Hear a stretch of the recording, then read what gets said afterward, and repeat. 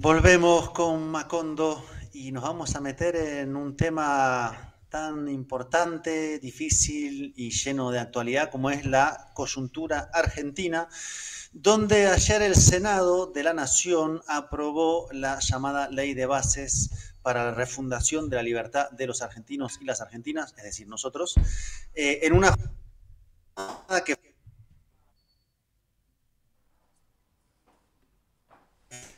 A ver, Marco. Ahí se cortó, ahí volví. Sí, volviste. Ahí, pero arranca vos si querés, a ver si se me estabiliza el internet. Bueno, lo que estaba contando Marcos ayer en una jornada que además fue una jornada muy violenta, una gran movilización de la gente reprimida y además infiltrada. Eso es típico en la Argentina, en grandes movilizaciones, la construcción de la violencia, de una especie de violencia artificial, donde aparece gente que parece manifestante, pero que después diferentes registros gráficos demuestran de que están trabajando para la policía, pero de alguna manera se dispara esa represión. Señalo lo de la represión porque me parece que lo que se aprobó en el Parlamento, con la ley de bases para la refundación argentina, tiene su correlato en la calle con la represión. Es casi que como dos caras de la misma moneda. No es que se aprobó en un campo de paz y de una sociedad tranquila ni de una sociedad festejando. Se aprobó en un contexto de movilización muy reprimida. ¿Qué sucede en el Parlamento? Bueno, en el Congreso, eso se produce un empate que es desempatado por Victoria Villarroel, vicepresidenta. Eso desde el punto de vista institucional no tiene ninguna novedad. Es lo que sucede habitualmente en una votación empatada, puede desempatar esa vicepresidencia. Pero hay muchas otras cosas que están detrás, porque no es que alguien entra con la duda de lo que va a pasar. Había senadores que votaron en contra que podían dejar sin quórum, había senadores que su espacio político estaba indicando una cosa y se dieron vuelta, y no cualquiera, ¿no? Y hay siempre eso que subyace en una votación de este tipo, que en Argentina tiene aquel antecedente, quizás los argentinos que lo están mirando lo recuerden muy bien, los otros no, pero de lo que se llamó aquella ley Banelco, de que corren sobres pagando, si no con recursos directamente, con cargos, con promesas, en fin, cosas así, que da la sensación de que, bueno, que es como una votación ayudada, ¿sí? Ahora, una cosa, Marco, que a mí me impresiona, y ahora cuando ya tengamos a Daniel, lo tenemos ya a Daniel Tonietti, demos la entrada a Daniel Tonietti. Bienvenido, Daniel, a Macondo, ¿cómo te va? ¿Qué tal, Lina? ¿Qué tal, Marco? ¿Cómo andan? Un placer estar en contacto con ustedes. ¿Cómo andan? Bien, Daniel, bueno, primero, unas primeras impresiones de lo que sucedió ayer. No creo que fuera del todo inesperado, incluso algunos periodistas anticiparon que iba a darse una votación de este tipo. Registro en particular Iván Jagroski, que dijo va a darse así, y como que se le dio medio que justa. Eh, y tampoco era inesperado que hubiese una movilización, y creo que tampoco era inesperado que hubiese una represión como la que hubo. Pero lo cierto es que aprobado esta ley de bases, se abre un campo donde Javier Milei tiene un poder extraordinario para llevar o profundizar su proyecto hasta más allá de lo que ha sucedido hasta el momento, ¿no? A reconfigurar de alguna manera cierta parte de la Argentina. ¿Cómo ves esto? Bien, primero, ayer el gobierno, si bien no se terminó de sancionar la ley, porque por tratamiento legislativo va a volver a la Cámara de Diputados, donde todo indicaría que se aprobaría gran parte de lo que se sancionó ayer en el Senado, pero hay un capítulo fiscal con que el oficialismo, el mileísmo seguramente va a insistir, que tiene que ver con dos, entre comillas, derrotas del gobierno en el tratamiento en el Senado, que es el capítulo fiscal, en particular lo que tiene que ver con el impuesto a las ganancias, que es el impuesto que afecta a los trabajadores registrados que tienen los más altos ingresos, por una parte, y por otra parte, en lo que se llamaba la variación de la alicuota del impuesto a los bienes personales, que es lo más parecido que tiene la legislación argentina al impuesto a la riqueza, el impuesto al patrimonio. Estoy viendo ahí imágenes de lo que fue la represión. Era una represión que de alguna manera era esperada. La movilización fue muy importante, pero no fue tan importante como eran las movilizaciones que se vivieron en contra del macrismo en el año 17, por caso, cuando el macrismo, después de ganar las elecciones de mitad de término, o sea, fortalecido políticamente, impulsó la reforma previsional.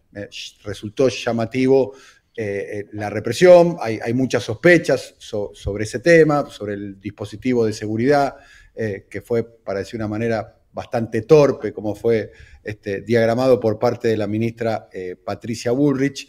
Y como antecedente hay que la movilización universitaria, que fue hace unos 2 meses atrás, fue, me animaría a decir, en cantidad de personas. No sé, Marco, si me puedes ayudar ahí, que participaste seguramente de las 2 movilizaciones, fue por lo menos 8 veces más grande de lo que fue la movilización de ayer. Sin embargo, no hubo ningún tipo de antecedentes. O sea, en un punto, la represión, a mi modo de ver las cosas, también fue funcional al relato del gobierno de Javier Milei, que emitió un comunicado, no sé si ustedes hicieron referencia a eso, subrayando 2 palabras. Habló de golpe de Estado y habló de terrorismo, que es una palabra que en la Argentina, aplicar el terrorismo a las cuestiones de seguridad interna, es una palabra muy, pero muy sensible.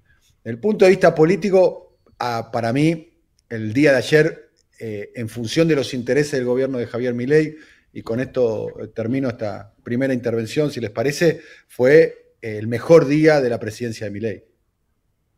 Y hoy se completó la escena esa. Primero porque obtuvo un gran resultado desde el punto de vista político. Estamos hablando de alguien que no tiene partido político, que recién lo está constituyendo, que no tiene una fuerza parlamentaria, sino que tiene que ir a buscar los votos en las fuerzas de la oposición, que no tiene capacidad de movilización, que es un detalle importante, a diferencia de lo que ocurre por caso con Bolsonaro en Brasil y en alguna medida también con Trump en los Estados Unidos, como para dar un ejemplo. O sea, no tiene una fuerza social, no tiene gente en las calles que sostenga su programa político, y aún así ha logrado la reforma del punto de vista legislativo más regresiva y reaccionaria que se tenga en memoria desde los primeros años de la década del 90, cuando Carlos Menem comienza la reforma neoliberal, en otro mundo hay que decir, pleno consenso de Washington a velocidad crucero, cuando propone la reforma del Estado y la emergencia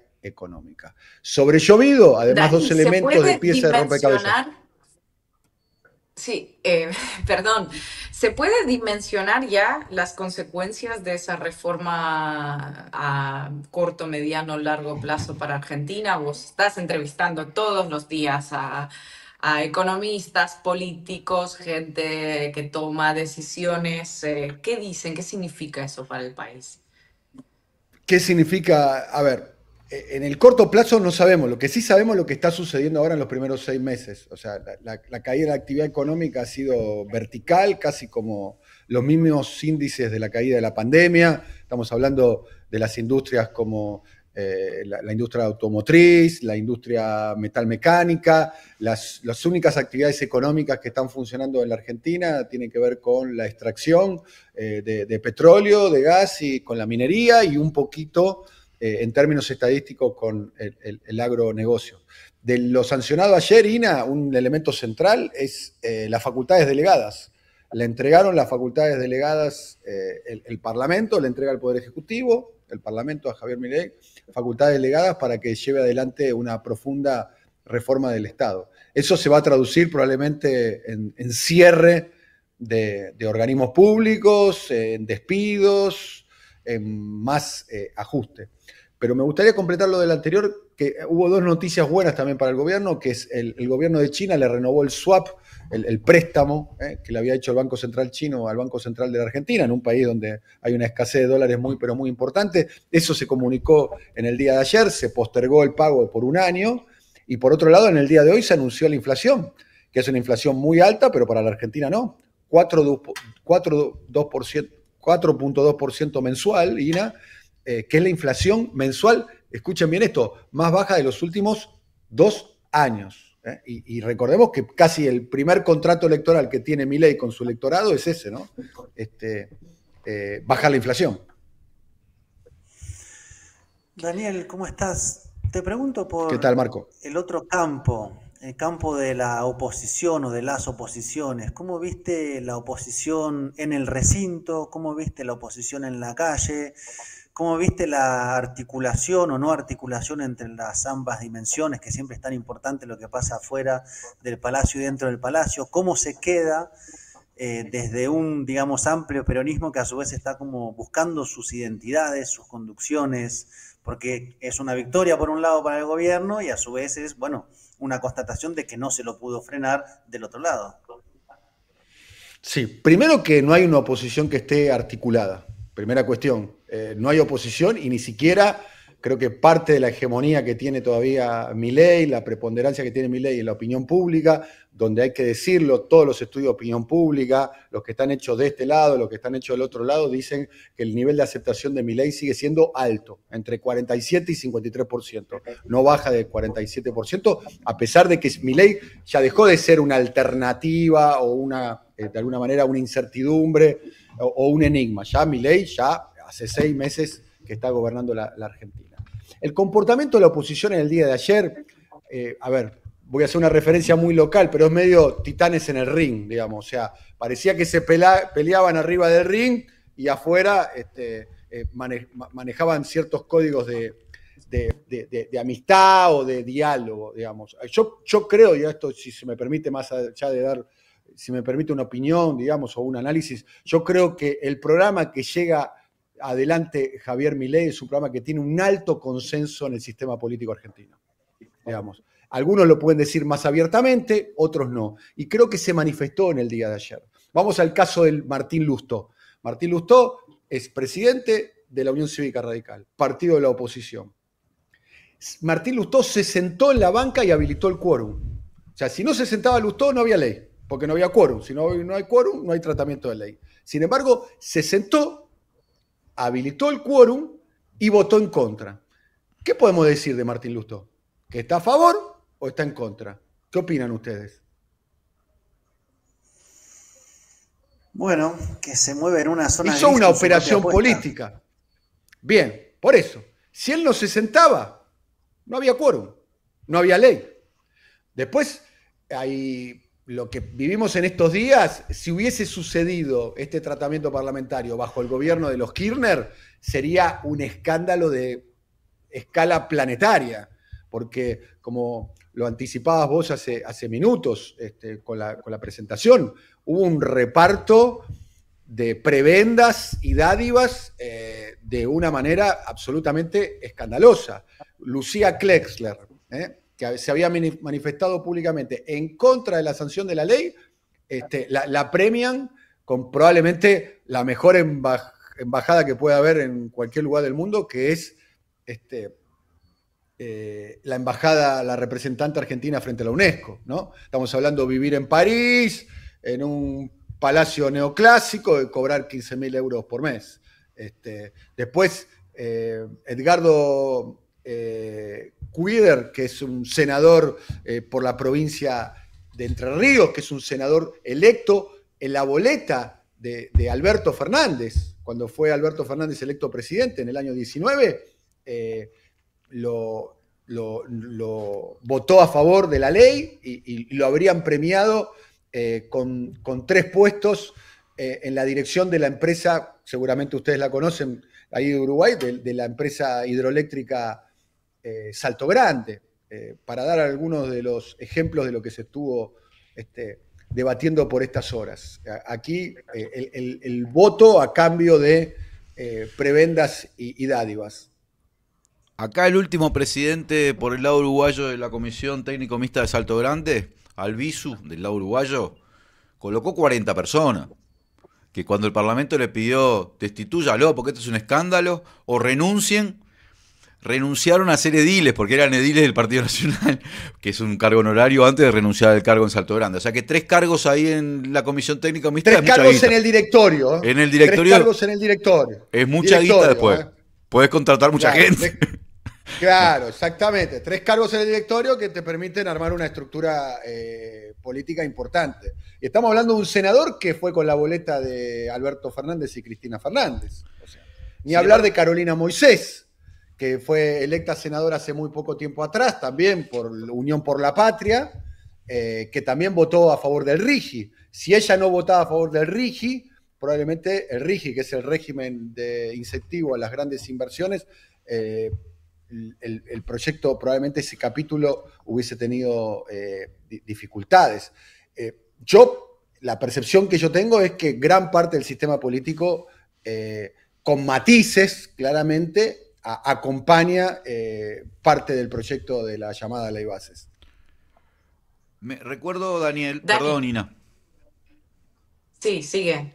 Después No, yo. porque haciendo un paralelismo con el gobierno de Macri, yo me acuerdo que durante el gobierno de Macri también, cuando se votó la ley del blanqueo de capitales, en el Senado hubo votos inesperados de parte de gente que había sido electo. En aquel caso se llamaba Para Todos, ¿no? ¿Cómo se llamaba el frente electoral del peronismo? En ese momento también. Frente, ¿no?, para la Victoria se Ahí llamaba. está, para la Victoria. O sea, porque además el Senado argentino tiene mucho que ver con la representación de las provincias, entonces ahí puede haber negociaciones con los gobernadores. ¿Me permitís poner un asterisco en lo que estás diciendo? Pensá, y esto se lo decimos a los oyentes que están siguiendo, a los televidentes, que el presidente del bloque de senadores de la oposición de Mauricio Macri, el Frente para la Victoria, terminó siendo el candidato a vicepresidente de Macri cuando busca la reelección. Claro, Pichetto, ¿verdad? Pichetto. O sea, esas cosas ya han sucedido en Argentina. Lo que no me queda muy claro, Daniel, y por eso te quería preguntar, es si esos indicadores macroeconómicos, que por cierto Milei ha presentado y Caputo ha presentado en los últimos meses, en varios casos, hablaron del superávit primario por primera vez en muchos años, ahora hablan de este 4 y punto poco por ciento de inflación, pero a costa de una super mega inflación en los primeros 6 meses de gobierno y también a costa de un enfriamiento de la economía con un aumento de la pobreza que es importante, lo dicen todos los indicadores, y una destrucción del consumo que lo señalan hasta las pymes, diciendo, se me cayeron 30 puntos de venta de un año para el otro. Si eso, porque la gente no come inflación ni PBI, ¿no? O sea, yo quiero saber cuál podría ser, cuál es más allá de lo que dicen las encuestas, cuál es la sensación que hay creciente en la población, si esto está dando no respuesta a los problemas que se habían acumulado en los últimos años. Bueno, acá quizá me pueda ayudar también Marco, que Marco, además por su condición de francés argentino, es un agudo observador de lo que sucede aquí en la Argentina. Creo que Marco, de alguna manera, es la gran pregunta que nos hacemos nosotros y es la pregunta que subyace en lo que me acabas de decir. ¿Cómo puede ser que un ajuste tan veloz, tan profundo, tan, agrego yo, eficaz, pueda tener un nivel de aceptación alto? Y sin embargo, está sucediendo. Es, de algún modo, un misterio por ahora. Un misterio. Evidentemente hay un vínculo entre los votantes de Milei que lo llevaron a la presidencia y Milei, que ese vínculo todavía no está dañado del todo. Evidentemente algo tiene que ver con la esperanza, algo tiene que ver con la expectativa, que yo no podría dar una respuesta precisa. Lo que puedo decirte es que la inflación, que es un proceso que en la Argentina se viene viviendo hace años, es un proceso que en la vida cotidiana se transforma en algo absolutamente intolerante, imposible. Y bueno, vino alguien que trajo una propuesta y que la está llevando a cabo. Y hay un sector de la población, él puede decir, no que la inflación está bajando, pero repito el dato conocido en el día de hoy. La inflación mensual del día de mayo, 4.2%, que es altísima, pero le doy un dato, es la más baja en los últimos 2 años. Dani, Sí, cuando evidentemente... asumió Milei, recuerdo, perdón Marco, ya voy a seguir con esto. Recuerdo un par de entrevistas que hiciste en Canal Red, muy buenas, de hecho recomiendo el programa Siempre Soy que hace Daniel para Canal Red Latinoamérica. Fue a Guillermo Moreno, que el titular era Milei va a durar 6 meses, creo que fue en diciembre la entrevista, luego la siguiente fue a Diego Giacomini, que decía que no va a concluir el mandato. Y bueno, pasan los meses, no solo vemos que no se va, que sigue ahí, que esos vaticinios no se están cumpliendo, sino que más o menos el índice de aceptación ahí se mantiene y hasta tiene esos números, ¿Qué dice esta gente ahora con la que hablaste en aquel entonces? ¿Ha cambiado de opinión? ¿Ha revisado las proyecciones? ¿Qué opinas vos sobre esta posible permanencia de Milei en el cargo? ¿Durante cuánto tiempo más le vamos a Bien, le dan ellos? bien. Guillermo Moreno sigue eso lo mismo, que el gobierno de Milei, yo hablo con él de modo regular y dice el gobierno de Milei está terminado. Te cuento además que me retrasé porque vengo de entrevistarlo a Diego Giacomini, entrevista que se va a ver en los próximos días en Canal Red América Latina, y sigue sosteniendo que Milei no está en condiciones de, probablemente tenga una crisis que genere una crisis institucional y que no termine su mandato. ¿Qué es lo que yo observo con la cuestión Milei? Es que la gran proteína de Javier Milei es que lo subestiman. Han subestimado mucho a Javier Milei, que no podía ganar el balotaje, que no podía gobernar, que no podía sancionar una ley, que a los 3 meses se iba, que a los 4 meses se iba. Bueno, hoy lo vemos, a los 6 meses, lo vemos en el centro del ring, teniendo en cuenta, insisto, sobre esta idea, es una persona que hace 4 años estaba en el programa cómico Sin Codificar, haciendo chistes con Yayo y Diego Corol, con un imitador de sí mismo. Y hoy es presidente de la nación. Y es presidente. O sea, toma decisiones, acierta, se equivoca, pero es presidente. Y está en el sistema. Acá hay 2 preguntas que subyacen. ¿Milei se termina pronto o Milei es la persona que viene a reorganizar el sistema político en Argentina? ¿No? Y a partir de ahora el sistema político se reconfigura alrededor de la figura de él. Es como fue de alguna manera con los Kirchner hace 20 años, que el sistema era o estás con los Kirchner o estás en contra de los Kirchner, para decir un modo. Con Esa es la esto gran vamos pregunta. a despedir nuestra audiencia de DirecTV, que ya se nos acaba el tiempo, y seguimos en YouTube. Sigue Daniel Tonietti respondiendo esta pregunta. Bueno. Daniel, ¿te puedo conectar las cosas y seguir un poco por donde Dale. me había metido? Porque si la pregunta es efectivamente si es un fenómeno pasajero o un reformateo del sistema político, hay del otro lado una pregunta por cómo se organiza una estrategia ante eso. Y tal vez la impresión que hay es una impresión de un peronismo algo clánico en este momento, como diferentes espacios que están disputándose desde interpretaciones del sentido del peronismo hasta cómo enfrentar a Milei, hasta protolistas de elecciones de medio término. ¿Cómo ves ese gran espacio heterogéneo, siempre tan cambiante que es el peronismo, que viene de una derrota política? O sea, no fue una derrota electoral en noviembre, fue una derrota política. ¿Cómo ves eso? Que de alguna manera es lo que está llamado en gran parte a pensar una estrategia ante lo que está pasando. Sí, no solo fue una derrota electoral, no solo fue una derrota política, yo creo que la derrota de Milei, por todo lo que representa Milei, por la novedad política que representa Milei, que es una novedad política absolutamente formidable y además que trasciende la frontera de lo que sucede en la Argentina. La derrota del peronismo, del kirchnerismo, es una derrota de carácter cultural, porque el triunfo de Milei implica apuntar hacia el corazón, los cimientos de lo que fue la narrativa del kirchnerismo. Fundamentalmente, entre otras cosas, la idea del Estado. La idea del Estado. Hay una gran crisis, que es una de las razones de la emergencia de Javier Milei, sobre la noción y el vínculo entre sectores mayoritarios de la sociedad y el Estado. El kirchnerismo estaba basado sobre la idea, y el peronismo sobre la idea del Estado presente, y la sociedad le dijo, el Estado no está presente, estará presente para vos, ¿no? Pero no estará presente para mí, porque los servicios que brinda el Estado no son de calidad, ni la salud, ni la educación, ni el saneamiento y demás. Me parece que hay una crisis de esas características. Y el peronismo está en una crisis de liderazgo. Ustedes estarán al tanto, seguramente, que una de las discusiones que se está dando es la discusión interna, ya no entre las diferentes familias del peronismo, ¿no? El kirchnerismo, el masismo, el peronismo más ortodoxo, tradicional, territorial, o el peronismo de las provincias.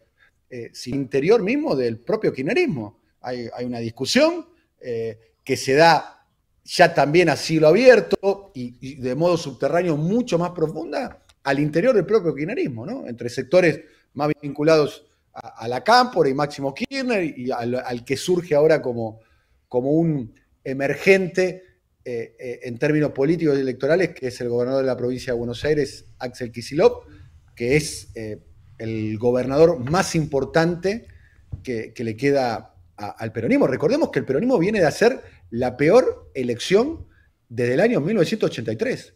Perdió el control del Senado, perdió el control de muchas provincias, solo gobierna 5 provincias. Lo que viene por delante, no lo sé. A mí me huele mucho la idea de armar una suerte de pacto democrático, algo parecido a lo que hizo Lula en el año 22 para enfrentar a Bolsonaro. Es lo que yo estoy viendo, de algún modo, en ciertas narrativas, en ciertas fotos, en ciertos discursos. Bueno, Daniel, la verdad que es una discusión interesante para seguir llevando adelante. Nos quedamos sin tiempo. Hay que ver si este fenómeno de Javier Milei, cómo se proyecta en el tiempo. Ha habido otros intentos, porque tiene sus antecedentes, ¿no? Podemos recordar a Jimmy Morales, cómico en Guatemala, ganando las elecciones. Fue también de un trecho corto.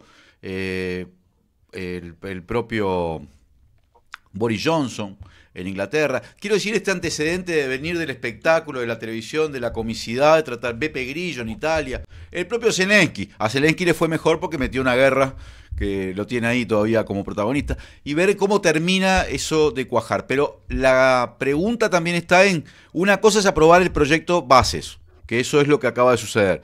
Y otra cosa es llevar adelante la serie de transformaciones que el proyecto Bases de alguna manera incluye. Porque hay que ver si después la sociedad te banca que la subastes al país, ¿no? No sé, sobre eso he visto algunas cosas, no sé si vos has visto, que cuando se le pregunta a la gente si estaría de acuerdo con, ya, ¿no? Puntualmente, desprenderse de esto, privatizar aquello, eliminar aquello, ya ahí la gente empieza a dudar, ¿no? Una cosa es el triunfo del título político y otra cosa sería su traducción en la práctica. No sé, son cosas que también hay que ver en la calle, cuál es el conjunto de pueblo que se moviliza o no ante las medidas concretas. Pero bueno, seguirá abierto este tema y veremos cómo se desarrollan los acontecimientos en los próximos meses. Sin duda, esto va a ser un cimbronazo grande, ¿no? Bien, de lo que decís, que me parece muy interesante, tengo dos cosas para decir. Trump perdió y el trumpismo siguió. Bolsonaro perdió y el bolsonarismo siguió. Me parece que los cambios que expresa Javier Milei y el trauma que expresa Javier Milei, porque para mí Milei es el trauma de la sociedad argentina de este tiempo, me parece que llegaron para quedarse. Con Milei o sin Milei. ¿Se entiende? Milei puede terminar en 2 semanas, cosa que no habría que descartar, dicho sea de paso, ¿no? Podría pasar cualquier cosa en la Argentina. Y con respecto al programa de Milei, yo coincido con vos, yo creo que el límite va a ser la resistencia de los ajustados, la resistencia de los ajustados. No alcanza con lo que sucedió en la movilización de ayer. Pero yo traigo al recuerdo una cuestión. Un programa similar al de Milei en la década del 90 logró la aceptación necesaria como para reformar la Constitución. La Constitución que nos rige en la Argentina está basada en un programa de éxito neoliberal, que fue el programa de Carlos Menem. Recordemos eso. Y además lograr la reelección. Y Menem logra la reelección en el año 95 con 18.6% de desocupación. Y el gran motivo y el gran triunfo político de Menem fue haber bajado la inflación. Yo creo que bajar la inflación es un éxito que hoy la sociedad política, la sociedad argentina lo valoraría muchísimo. Eso a modo de hipótesis nada más. Daniel, muchísimas gracias por estar con nosotros. Llevábamos un tiempo detrás de ti. Estamos muy contentos de tenerte. Acá a la gente también. Nos ha encantado el debate. Ojalá alguna vez volvamos a coincidir por aquí. Y bueno, nos vamos a ir despidiendo también de todos los seguidores de Macondo. Hasta el próximo jueves. Gracias, Daniel. Muchas gracias, chicos. Ha sido un placer. Cuenten conmigo para lo que necesiten. Gracias a todos ustedes. Un placer haber participado y a disposición para cuando quieran, de veras, a disposición. Muchísimas gracias. Bueno, con esto nos vamos a ir despidiendo también de todos los demás. Muchas gracias a todos por sus comentarios. Hoy han sido especialmente activos por los me gusta y también no se olviden de los super stickers, super gracias. Ahí ha habido unos cuantos. Les agradecemos a todos los que nos van apoyando. Nos vemos.